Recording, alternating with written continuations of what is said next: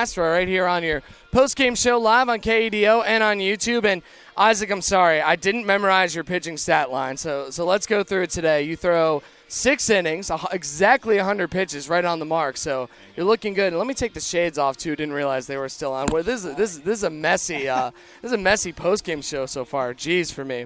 Just 2 runs allowed, 10 strikeouts, 3 walks, 2 hits. After that first inning, you give up that home run, and then you settle down completely. What does it take, that sort of mental toughness? Like, kind of walk me through. What are your thoughts after you give up a home run to kind of calm yourself back down? Yeah, it kind of got me grounded a little bit. I kind of went away from my typical approach towards the start. Got behind in counts, and talking with my parents. Our learning lesson with every single outing is just got to throw strikes. Right. So I got behind in counts, and of course I paid the price for it. It was a tough pitch to turn around on, but hitters count, so he was probably geared up for it. But yeah, I got grounded after the first inning and got situated with every other pitch after that. So. Yeah, because after that, your control came back nearly 100%. No runs, barely any base runners moving forward after that. You only had the 3 walks in there today and that pair of hits. So right after that, when you have a rough start to the game, I know you mentioned that you like to go back to throwing strikes, but even beyond a home run, what other kinds, do you make any in-game adjustments moving there, or you just start to go with what feels good and then move on from there? No, I mean, it's I think it's very important to have a good dialogue with the pitching coach, Coach Kier, and the guy behind the plate, Dawson, and we kind of were talking through the do's and don'ts and what was working, what wasn't working, and talking through it all kind of just allowed me to recognize fastball away was probably a good approach, and then go from there when I was ahead in counts. So just talking things through allowed me to kind of slow myself down and realize that I'm just pitching a baseball game out there. So it ended up working out much better in my favor. So I believe you guys as a staff struck out 40 Pippins this series. What was working a little bit better for you guys this time around? Were you more locked in, or maybe more free swingers, or a combination of the two?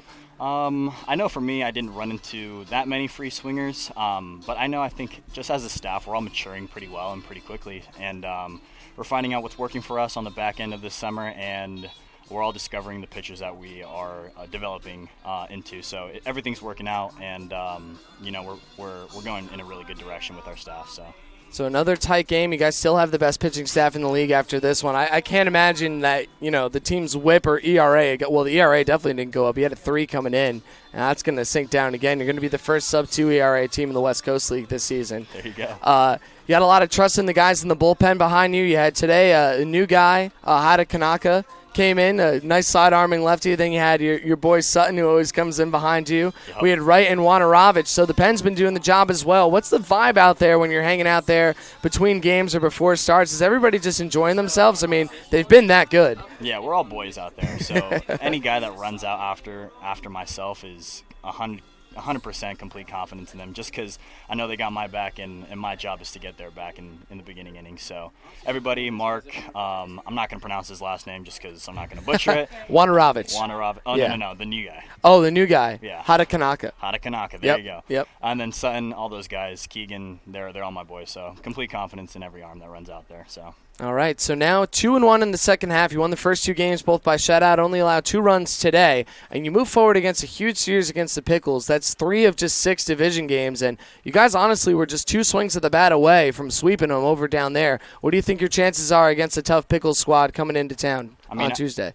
I'm looking forward to these games, especially playing at our park.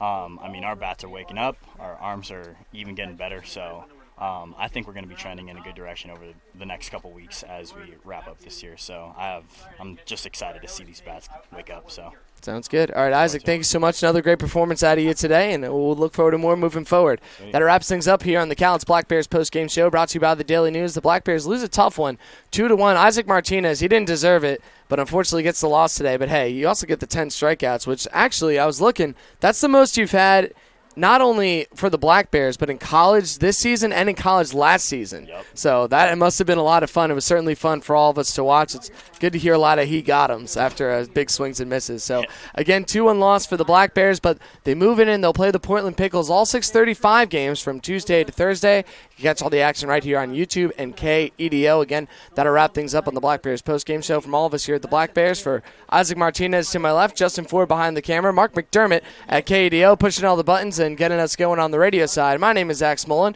and we'll see you Tuesday. Have a great rest of your Sunday afternoon and Monday, and be sure to stay frosty. Have a good one.